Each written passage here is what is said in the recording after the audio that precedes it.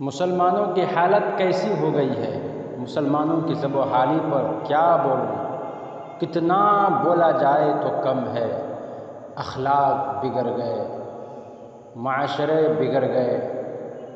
مسلمانوں کا نکاح اسلام کے مطابق نہیں، مسلمانوں کی شادی شریعت کے مطابق نہیں، مسلمانوں کا رہن سہن غیروں جیسا ہو گیا، نہ تو شکل سے، نہ صورت سے، نہ ڈھانچہ سے، نہ لباس سے پتہ ہی نہیں چلتا کہ مسلمان ہے۔ نہ اسلامک لباس ہے، نہ سروں پر ٹوپی ہے، مسجدوں میں بھی ٹوپیاں پہن کر نہیں آتے۔ ہائے ہائے وضع میں تم ہو نصارہ، تمدن میں ہنود، یہ مسلمان ہیں جنہیں دیکھ کر شرمائے یہود۔ علامہ اقبال نے کہا تھا۔ خدا شاہد ہے کہ ہم سارے جہاں پر حکمراں ہوتے، نبی پاک کی سنت اگر اپنا چلن ہوتا۔ نبی کے طریقے کو چھوڑ دیا، قرآن کے طریقے کو چھوڑ دیا، نبی علیہ السلام کے بتائے ہوئے طریقے کو چھوڑ دیا، پھر آج ہماری حالت دیکھیے، ہر جگہ پریشان ہیں، ٹھوکریں کھا رہے ہیں، ظلم سہ رہے ہیں، مارے جا رہے ہیں، پیٹے جا رہے ہیں۔ وجہ کیا ہے؟ کارن کیا ہے؟ ریزن کیا ہے؟ ہائے ہائے، جو قوم اخلاق سے دوسروں کو مانوس کر لیتی تھی وہ آج بد اخلاق ہو گئی ہے۔ جو قوم دوسروں کو سیدھا راستہ بتلانے آئی تھی وہ آج خود بے راہ ہو گئی ہے۔ جو قوم اتحاد کی دعوت لے کر آئی وہ قوم منتشر ہو گئی ہے۔ جو قوم سادگی کا درس دیتی تھی وہ آج ماڈرن ہو گئی ہے۔ جو قوم رسم و رواج سے باز رہنے کو کہتی تھی وہ آج رسم و رواج کے خوگر ہو گئی ہے۔ جو قوم دین اور اسلام بتلانے آئی تھی وہ آج خود بے دین ہو گئی ہے۔ جو قوم کی عورتیں پردہ سمجھانے آئی تھی وہ آج خود بے پردہ ہو گئی ہے۔ جو قوم حکومت کرنے آئی تھی وہ آج محکوم ہو گئی ہے۔ جو قوم دوسروں کو حکومت کرنا سکھانے آئی تھی وہ آج صاحب اقتدار کی کرسیاں بچھانے لگ گئی ہے۔ کیوں؟ ہم نے نبی کی شریعت کو چھوڑ دیا، قرآن کے دستور کو چھوڑ دیا۔ امت مرحوم کا جب تک تھا قرآن پہ عمل، اس کی شان و شوکت دنیا میں رہی۔ ضرب المثل، قرآن کو چھوڑ کر مسلم حق سے بیگانہ ہوا، دین بھی رسوا ہوا، خود بھی رسوا ہوا۔ آج مسلمانوں میں فضول خرچیاں کتنی ہیں؟ شادیوں میں جا کر دیکھیے، نکاح میں جا کر دیکھیے، چھوٹے موٹے فنکشنوں میں جا کر دیکھیے، بچوں کے برتھ ڈے کے موقع پر جا کر دیکھیے، جنم دن کے موقع پر جا کر دیکھیے، کیا مریانیت ہے، کیا فحاشی ہے، کیا رسم و رواج کے بھرمار ہیں۔ ایسا لگتا ہے کہ پیسے کمانے میں محنت نہیں لگتی، جھاڑ ہے اور وہاں سے پیسہ گر رہا ہے، خرچ ہو رہا ہے پانی کی طرح۔ ٹھیک ہے، اللہ نے وسعت دی ہے، طاقت دی ہے، دولت سے نوازا ہے، اس کا یہ مطلب نہیں کہ اسلام کو رونڈ دیا جائے، اسلام کے طور طریق کی دھجیاں اڑایا جائے، نبی کے بتائے ہوئے طریقے کو چھوڑ دیا جائے، قرآن کے احکامات کو چھوڑ دیا جائے، اس کا ہرگز یہ مطلب نہیں۔ آپ مالدار بعد میں ہیں، شریعت پہلے ہے۔ آپ مالدار بعد میں ہیں، شریعت پہلے ہے۔ آپ شریعت کے اوپر، اسلام کے اوپر حاوی آپ نہیں ہو سکتے۔ آپ کی مالداری کی وجہ سے شریعت کا ایک قانون کو بدلا نہیں جا سکتا اور نہ ہی اس کو منسوخ کیا جا سکتا ہے۔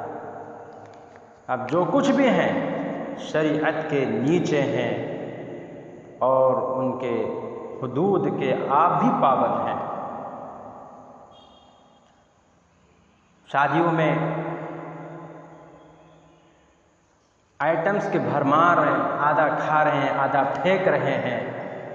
جو شادی اللہ کے نبی نے فرمایا ان اعظم النکاح برکۃ ایسرہ معنتاً، کہ سب سے بابرکت شادی وہ ہے جس میں اخراجات کم ہو، سب سے بابرکت نکاح وہ ہے جس میں اخراجات کم ہو، خرچے کم ہو۔ آج سب سے زیادہ جس میں خرچہ ہو وہی معتبر، وہی بابرکت اور وہی فخر سمجھا جاتا ہے۔ ناک کا مسئلہ، نام و نمود کا مسئلہ، دکھاوے کے لیے انہوں نے اتنا خرچ کیا، میں اسے دونا خرچ کروں گا، ان کی دعوت میں 500 آئے میں 1000 لوگوں کی دعوت کروں گا۔ یہ دیکھا دیکھی میں اسلام کا بیڑا گرک کر رہے ہیں، اسلام کے قانون کے دھجیاں اڑا رہے ہیں۔ جتنے پیسے شادیوں میں خرچ ہوتے ہیں اس کے آدھے پیسے سے تو ہندوستان کی اپنی قوم کے بچوں کے لیے سینکڑوں university, college, medical college, engineering college, school کے بھرمار ہو جاتے تھے۔ اس طرف توجہ نہیں ہے۔ ایک بات میں اور کہہ دوں، اگرچہ تلخ ہے لیکن حقیقت ہے، عموماً یہ علاقوں میں دفتر مسجد سے ہوتا ہے اور مسجد کے امام صاحب، مسجد کے سیکرٹری صاحب، اور لڑکی جہاں کی ہوتی ہے وہ لڑکی کی طرف سے بھی ان کے مسجد کے امام صاحب اور سیکرٹری صاحب آتے ہیں نکاح کے، جہاں بھی تقریب منعقد ہوتی ہے یا مسجد میں ہو، آئے، نکاح ہوا۔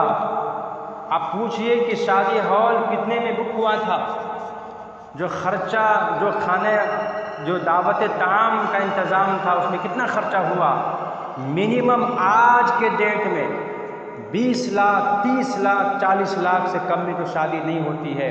شادی ہال بک کرنے میں صرف 4-5 لاکھ روپے دیا جاتا ہے، اس میں فوٹوگرافی والے کو الگ دیا جاتا ہے، مٹکا پھوڑنے والوں کو الگ دیا جاتا ہے، رسم و رواج کا بھرمار ہے، وہاں پیسہ لوٹا رہے ہیں۔ جو پیسہ تم لوٹا رہے ہو، خرچ کر رہے ہو، وہ پیسوں کا حساب تجھے کل قیامت کو دینا پڑے گا۔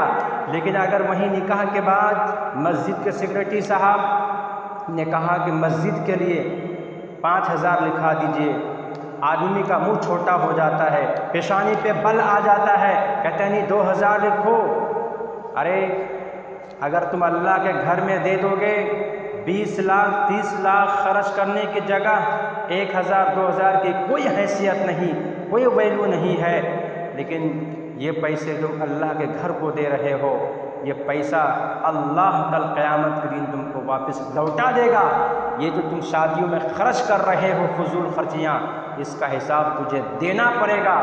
قاضی صاحب، نکاح پڑھانے والا امام صاحب، مولانا صاحب، حافظ صاحب، قاری صاحب پہنچے، نکاح پڑھایا۔ 20 لاکھ 30 لاکھ خرچ کرنے والا انسان اس نکاح پڑھانے والے عالم صاحب کو 500 روپے، 1000 روپے دیتا، سوچتے بہت دے دیا۔ کیا ہو جائے گا اگر آپ 5000 روپے امام صاحب کو دے دیں گے؟ ایک قسم کی مدد بھی ہو جائے گی امام صاحب کی۔ کبھی تو دیتے نہیں، ایک موقع ہے، خوشی کا موقع ہے، یہ موقع بار بار زندگی میں نہیں آتا، کبھی کبھی آتا ہے، تو ایسے موقع پہ مسجد میں دل کھول کر تعاون کرے، نکاح پڑھانے والوں کو 5-5 ہزار روپے کم سے کم دے یار، وہ بھی کم ہے، 10,000 20,000 بھی دیے تو کم ہے۔ جہاں 50 لاکھ اور 30 لاکھ خرچ کر رہے ہوں وہاں ان ہزاروں کی کیا کوئی حیثیت نہیں ہے۔ تو بہرحال یہ ہے۔ اس کے بعد شادیوں کی دوسری جو غلطی یہ ہے کہ میں نے دیکھا ہے بعض جگہوں پہ کہ شادی کے بعد ولیمے کے دن شادی ہال کے اندر لڑکی کو لا کر اسٹیج کے اوپر کھڑا کر دیتی ہے، کھڑاتی ہے، اس کے ساتھ ان کے ہسبینڈ دلہا اور دلہن ایک ساتھ کھڑے رہتے ہیں۔ چلو ان کی بیوی ہے، وہ جیسے چاہے ان کو رکھے، لیکن عوام کے نمائش کے لیے شادی ہال کے اسٹیج کے اوپر جہاں مردوں کا آمد و رفت ہوتا ہے وہاں لانے کی کیا ضرورت ہے؟ وہاں لانے میں کیا مقصد ہے، کیا مطلب ہے؟ بیوی کسی کی ہے، سب کے لیے جائز کیسے ہوگی دیکھنا؟ سب دیکھ رہے ہیں، موبائل میں فوٹوز نکال رہے ہیں اور باتیں کر رہے ہیں، فلاں کی بیوی کیا کیوٹ ہے، فلاں کی بیوی کیا خوبصورت ہے، فلاں کی بہو کیا خوبصورت ہے۔ غلط ہے، ناجائز ہے، اب حرام کام کر رہے ہیں کہ بیوی آپ کی ہے، بہو آپ کی ہے، اس کی حفاظت بھی آپ کی ذمہ داری ہے۔ کہ جیسے شادی سے پہلے ان کے اوپر پردہ فرض تھا اور شادی کے بعد بھی پردہ فرض ہے، تو شادی کے دن بھی پورے جسم کو ڈھانک کر رکھنا، کسی غیر محرم کی نگاہ نہ پڑے، یہ ضروری ہے۔ یہ کیا مذاق بنا رکھا ہے کہ شادی کے دن اوپن چھوڑ دیتے ہیں، سب نظارہ کرتے ہیں۔ دوسری بات یہ ہے کہ اس پر روک لگایا جائے۔